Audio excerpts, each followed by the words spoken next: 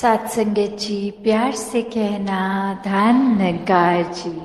तो फिर ये अहंकार तो अपना घर बनाएगा ही मन में, और साथ ही ये परमात्मा उतना मन से जाएगा भी। तो हमें किसको टिकाना है, किसको नहीं। ये शरीर की भी जब बात हो रही है तो हाँ, ये आत्मा जो है वो ज्यादा इस शरीर से महत्वपूर्ण उस रूप में तो है, पर ये परमात्मा ने शरीर भी इसलिए दिया है कि हम इसकी देखभाल करते गए थे, सारे अपने रिस्पॉन्सिबिलिटीज भी निभाएं। जैसे एक मटका या कोई भी बर्तन ले लें, एक बाहर की सुंदरता से ज्यादा वो मजबूती इम्पोर्टेंट होती है कि अंदर उस पात्र में क्या है, वो पानी है या जो भी है, क्या टिकेगा। एक थोड़ा सा भी सुराख हो जाए तो वो पानी तो पात्र में टिकेगा नहीं, बह जाएगा। तो उसी तरह ये तन मन धन के साधन ये निराकार ने तो दिए हैं हमें, पर अब हमें इन साधनों को क्या करना है, सदुपयोग तो करना ही है। पर एक वो जो बात की कैसे उसका सही इस्तेमाल करते हुए उसकी यूटिलिटी उस तरह से निकाली जाए। तो जहाँ ये शरीर भी दिया है जिसमें एक इतनी कैपेसिटी, एक कैपेबिलिटी है, उसको पूरी तरह तो जीना है, एक संत मति के अनुसार पर जीना है। तो ये परमात्मा को जितना ही मन में हम बसाएंगे उतने ही हमारे अवगुण दूर होते जाएंगे, वरना तो अहंकार में रहेंगे तो यही सोच चलेगी कि हमसे श्रेष्ठ कोई नहीं है, एक हमारे जैसा बल किसी में नहीं है। हमारी सोच, हमारी बुद्धि कोई भी छोटा सा काम करके अपने आप को ही मन ये सर्वश्रेष्ठ मान लेता है। तो फिर ऐसे अहंकार में रहेंगे तो इस परमात्मा की बनाई हुई रचना, जो चाहे मानव रूप में भी कितने अलग अलग हैं, कहीं भी निवास करते हों, अलग अलग जगहों पे, अलग अलग कल्चर पे, तो एक नफरत के कारण वो बन जाते हैं कि इनका खाना पीना रहना हमारे जैसा नहीं है, तो ये प्यारे नहीं हैं, हम श्रेष्ठ हैं। तो ऐसे और अनेक और भी भाव आ जाते हैं, चाहे वो जाति पाति का आधार बना लेता है कोई, या और कोई भी कारण बना लेता है नफरत करने का। पर बात तो वही कि जब परमात्मा से प्यार हो जाता है तो इसके बनाए सब बंदों में यही परमात्मा दिखता है। तो हमें किसको टिकाना है, किसको नहीं। ये शरीर की भी जब बात हो रही है तो हाँ, ये आत्मा जो है वो ज्यादा इस शरीर से महत्वपूर्ण उस रूप में तो है, पर ये परमात्मा ने शरीर भी इसलिए दिया है कि हम इसकी देखभाल करते गए थे, सारे अपने रिस्पॉन्सिबिलिटीज भी निभाएं।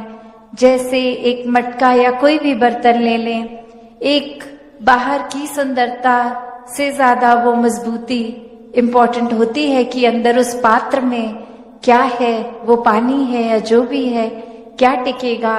एक थोड़ा सा भी सुराख हो जाए तो वो पानी तो पात्र में टिकेगा नहीं, बह जाएगा।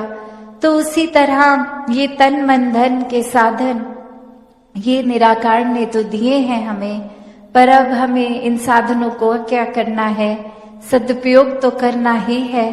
पर एक वो जो बात की कैसे उसका सही इस्तेमाल करते हुए उसकी यूटिलिटी उस तरह से निकाली जाए।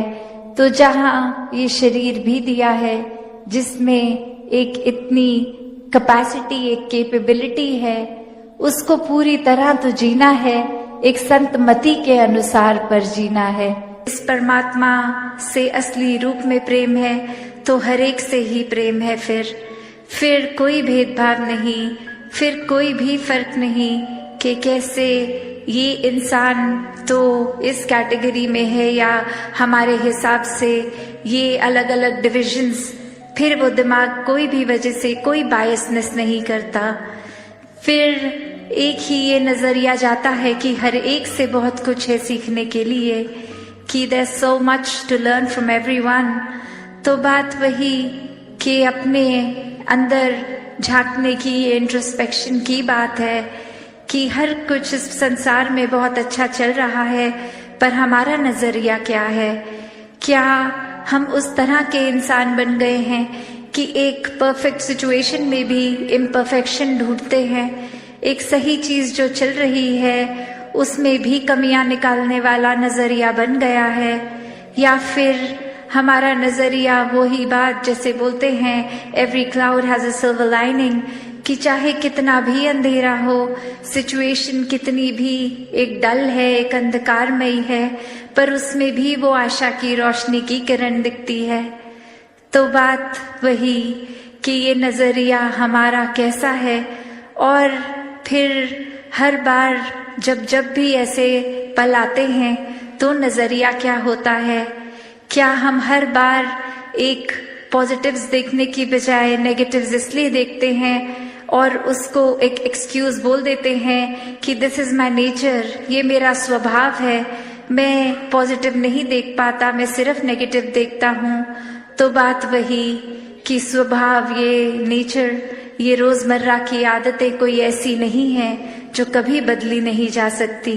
These are ever changing. इनको हम थोड़ा सा मेहनत करके, एक काम करके ये हैबिट्स को, एक थॉट प्रोसेस को, एक पॉइंट ऑफ व्यू को बदल सकते हैं, बल्कि अंदर से ही एक हमारा नेचर बन जाएगा, एक व्यवहार में आ जाएगा, एक हमारा एक कोर ही प्यार जब होगा तो वही पहुंचेगा। और इसी तरह हर जगह जहाँ God is love, love is God, ये प्रेम को परमात्मा के समान का दर्जा जो दिया है, तो ये प्रेम का असली एक भाव क्या है? कि हम अक्सर ये भी सोचते हैं कि चलो हम घर परिवार अपने दोस्तों से या जिनको जानते हैं उनके लिए तो ये प्रेम अंदर से निकलता है, हर एक के साथ हम अच्छा पेश आ सकते हैं, तो जिनको नहीं जानते, जो अजनबी हैं या जिनसे जीवन में कभी मिलेंगे भी नहीं, उनको प्यार करना कैसे संभव है? तो बात वही कि जो ये एक है, ये परमात्मा है, जो ये कड़ी जो सबको जोड़ती है, जब इससे प्रेम हो जाएगा तो सभी से प्रेम हो जाएगा। और फिर चाहे किसी के भी स्वभाव कभी हमें पसंद नहीं आते, या कोई हमें लगता है कि ये इंसान तो बिल्कुल मधुर वाणी नहीं बोलता, गाली गलौज या एक ऐसे कठोर शब्द बहुत से बात करके दिलों को भी दुखाता है, फिर ऐसे इंसान से कैसे प्यार हो? तो बात वही कि एक इंसान को अगर हम इसमें परमात्मा का रूप देखेंगे तो वो क्षमा मांगने की भी बात उसके लिए कि परमात्मा इसको बख्शो, इस इंसान में थोड़ी सोझी डाल दो कि व्यवहार सुधर जाए, मन बदल जाए और जुबान से भी ये मीठी बातें ही बोले, और साथ ही फिर अपना भी प्रयत्न रहे कि वो इंसान के जीवन में क्या ऐसा बात, कौन सी ऐसी बात है जिसके वजह से वो परेशानी इतनी आ गई कि स्वभाव और बोल में भी है, तो हम ऐसा क्या योगदान कर सकते हैं जिससे हर किसी को एक कंफर्ट मिले, एक आराम मिले, एक जीवन उनका और बेहतर हो सके। तो यही जो संतों की बात होती है कि हर संत हृदय नवनीत समान, कि एक संत का दिल इस तरह हर एक के लिए पिघल जाता है, फिर वो बात ही नहीं आती कि कौन अपना कौन पराया। सात संगत जी, धन निरंकार जी।